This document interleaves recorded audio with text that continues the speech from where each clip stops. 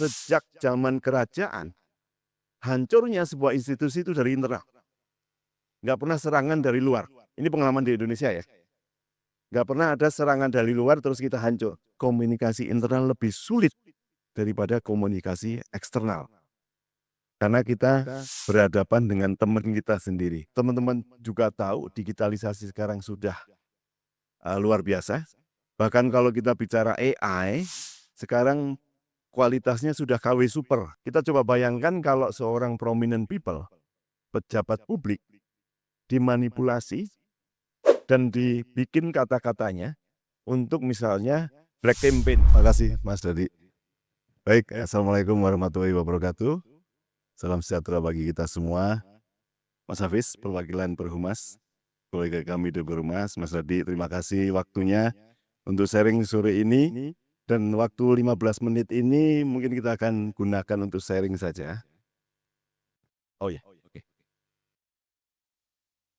Jadi Bapak dan Ibu, teman-teman semua, kalau kita bicara pemerintah tentunya kita ada pakem-pakem yang harus kita ikuti. Dan tentunya kalau teman-teman semua mengikuti yang terakhir bahwa ketua kelas kita adalah sekarang Badan Komunikasi Pemerintah, yang tadinya adalah PCO, Presidential Communication Office. Tentunya kita ada PR untuk menyuarakan Astacita, dan ini digarap oleh semua KL yang berkaitan dengan Astacita tersebut. Khusus untuk Kementerian Keuangan, nah ini ternyata Astacita ini ya kaitannya dengan Kementerian Keuangan semua. Jadi kalau menjadi seorang komunikator di Kementerian Keuangan, lengkap itu masalahnya. Karena itu masalah kita sehari-hari, yaitu komunikasi dan keuangan. Itu masalah kita sehari-hari. Bahkan, nah teman-teman semua, di era keterbukaan ini, tentunya teman-teman tahu ya, apalagi kita tahu bahwa informasi adalah hak warga negara. Sekarang menjadi hak warga negara. Setiap warga negara berhak mendapatkan informasi. Sehingga kami mengacu pada ketentuan dari Undang-Undang KIP, Keterbukaan Informasi Publik. Itu yang menjadi pegangan bagi kami juga. Nah, teman-teman juga tahu digitalisasi sekarang sudah luar biasa. Bahkan kalau kita bicara AI, sekarang kualitasnya sudah KW super. Saya juga bisa bayangkan ke depan seperti apa ini kejadiannya. Karena sampai saat ini belum ada ketentuan satupun mengenai AI. Nah, ini menjadi concern dari seluruh negara. Kita coba bayangkan kalau seorang prominent people, pejabat publik, dimanipulasi dan dibikin kata-katanya untuk misalnya black campaign. Saya sampai mengusulkan gimana kalau seperti di Denmark. Di Denmark itu sekarang ada paten wajah, ada paten suara. Itu pun belum bulat, belum diratifikasi tentang hal itu. Dan kita juga belajar dari Nepal. Semua platform ditutup 26, langsung ribut luar biasa. Ke depan betapa besarnya dengan era keterbukaan informasi dan era digitalisasi ini. Dan kalau kita sebut komunikasi eksternal, begitu banyak tantangannya, tetapi ternyata masih lebih banyak komunikasi internal tantangannya.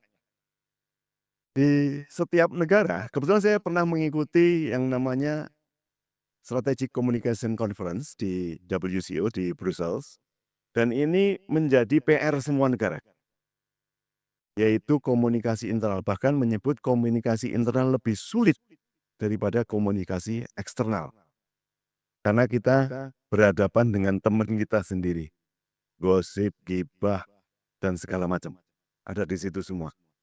Bahkan mereka juga tahu profil kita tahu luar dalamnya, sehingga kadang kita ngomong nggak percaya juga.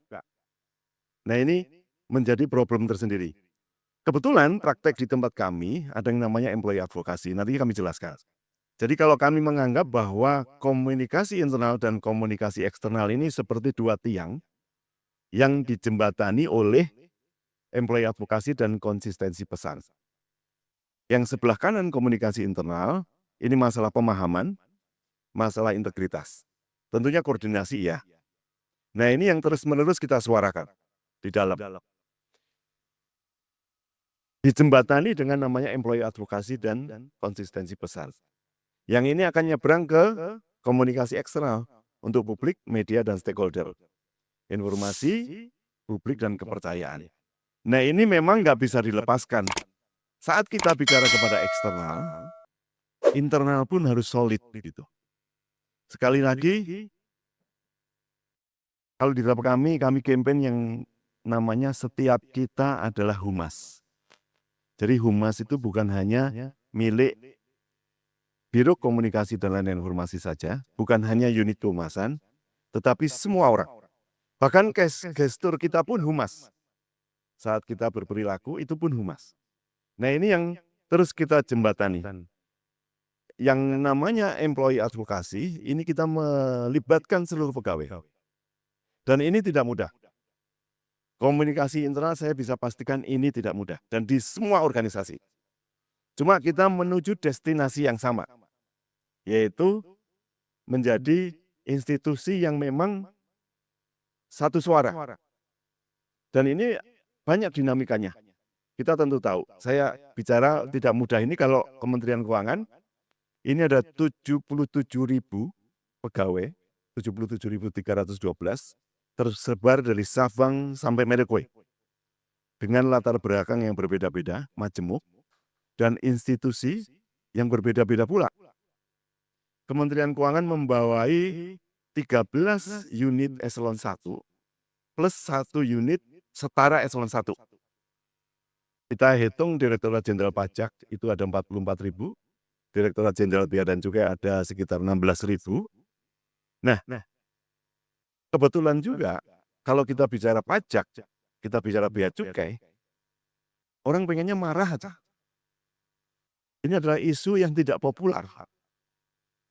Kita dibungut pajak 0,1% aja udah pasti marah. Barangnya ditahan di airport, udah pasti marah. Nah, gimana cara kita mengkomunikasikannya? Bagaimana kita memelihara anggota organisasi untuk konsisten? Ini menjadi tantangan tersendiri dan kita tahu gengsi kita itu banyak sekali. Yang terus terang ya, kalau kita bicara gengsi, beda juga dengan yang kita-kita nih di Gen X maupun Baby Boomer. Kalau kita bicara misalnya di pelayanan, atau saya ngambil satu contoh aja. Penumpang datang dari luar negeri, long flight, jam 2 malam, berhadapan dengan petugas bea cukai, laki-laki pula gitu ya. Terus dibuka kopernya. Pengennya udah marah aja itu. Nah, bagaimana kita meyakinkan kepada pegawai kita untuk tetap tersenyum di jam 2 malam. Nah, ini nggak gampang juga. Tetapi kadang mood dia, kadang naik turun. Ini yang harus tetap dijaga. Nah, teman-teman semua, latar belakang pendidikan juga sayangnya ini bermacam-macam. Yang sekarang ada di Kementerian Keuangan terbanyak adalah D4 maupun S1. Tetapi juga masih ada SMA, masih ada juga D3 yang ada di lapangan. Ini juga tidak sama bagaimana kita memperlakukannya. Nah, ini tentu mengandung resiko. Kalau kita lihat, risiko yang pertama adalah citra buruk akibat konflik internal. Ini beberapa kita alami juga. Saat ada policy yang memang ada konflik internal, teman-teman, Bapak Ibu tentu tahu yang namanya flexing, doxing, itu munculnya dari dalam. Konflik internal itu bahkan saya selalu menjelaskan bahwa ini sejak zaman kerajaan, hancurnya sebuah institusi itu dari internal. Nggak pernah serangan dari luar. Ini pengalaman di Indonesia ya. Nggak pernah ada serangan dari luar terus kita hancur. Nah, kita bayangkan demikian banyak orang anggota dan citra buruk itu biasanya akibat konflik dari internal. Nah, ini tentunya yang berperan adalah HR. Pertama. Yang kedua di kami ada namanya kepatuhan internal. Itu juga kami biasanya berdayakan untuk mengatasi ini. Yang kedua adalah noise. Itu pasti. Kita ngurusi tidak sedikit orang dan juga dengan latar belakang yang berbeda-beda. Bahkan pesan ganda ke publik. Kalau duplikat nggak ada problem. Tetapi ganda kalau berbeda itu problem. Kita berkaitan dengan pelayanan yang A bilang ini, yang B bilang seperti ini. Itu akan membingungkan publik saat kita melayani publik di lapangan. Nah, ini yang kadang sering terjadi. Yang ketiga adalah efek domino terhadap kepercayaan publik yang dimulai dari pegawai tidak percaya terhadap internal, maka itu biasanya tercermin dari sikap mereka. Apatis, kadang juga tidak memikirkan kepentingan publik, karena juga ini karena trust issue gitu, dari mulai dalam. Nah, ini yang kita maintain terus-menerus supaya trust issue itu tidak ada. Yang keempat adalah bocornya informasi yang sensitif. Ini kadang-kala muncul. Apalagi kalau kita bicara Kementerian Keuangan yang terkait dengan policy yang terus terang ya, itu policy-nya ini semua sensitif gitu. Kalau seandainya sebuah policy itu belum matang dan belum disahkan dan ternyata bocor ke publik, itu juga menimbulkan kegaduhan tersendiri. Nah, hal-hal seperti ini yang memang selalu kita waspadai yang ada di Kementerian Keuangan. Di luar ini Bapak dan Ibu, ada satu destinasi yang pengen kita capai. Kita bikin tagline yang namanya Kemenku 1, Kemenku Terpercaya. Tentunya ini semua untuk meraih kepercayaan publik. Sekali lagi, itu tidak mudah, up and down. Karena memang sekali kita naik, tergerus dengan perilaku yang negatif atau policy yang tidak populer, maka itu akan tergerus kalau kita bicara tagline ini. Nah, untuk mengatasi itu, kita dalam melakukan strategi di dalam, kita melibatkan pegawai yang tadi saya sebut employee advokasi. Employee advokasi ini setiap pegawai menjadi marketers. Kita ada 77.000 dan kita ciptakan satu sistem yang kuantitatif. Jadi contohnya saya membuat konten sekarang, saya bisa sebar langsung ke pegawai dengan sistem kita yang ada di internal dan pegawai itu posting. Posting itu dia report, dapat poin. Model poin reward. Sampai saat ini employee advokasi kita sudah mencapai hampir 50%. Jadi bolehlah dihitung sekitar 35.000 menjadi marketers kita.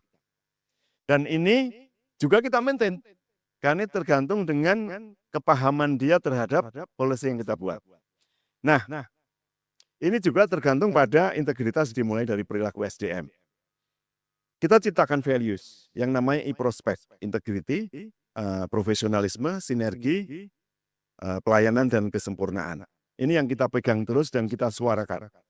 Bagian kita untuk mempropaganda yang ada di dalam. Berikutnya untuk masalah teknologi. Sekarang kadang-kala kita memanfaatkan teknologi yang benar-benar efisien. Teman-teman tahu di pemerintahan sekarang adalah efisiensi anggaran. Sehingga hampir semua insan kehumasan di pemerintah semua menggunakan channel publikasi yaitu pakai own media. Media media sosial, intranet, newsletter, dan website. Bahkan surat menyurat sudah pakai gadget. Kita nggak pakai tumpukan kertas lagi. Nah, teknologi ini yang mempercepat distribusi informasi sekaligus memperluas jangkauan.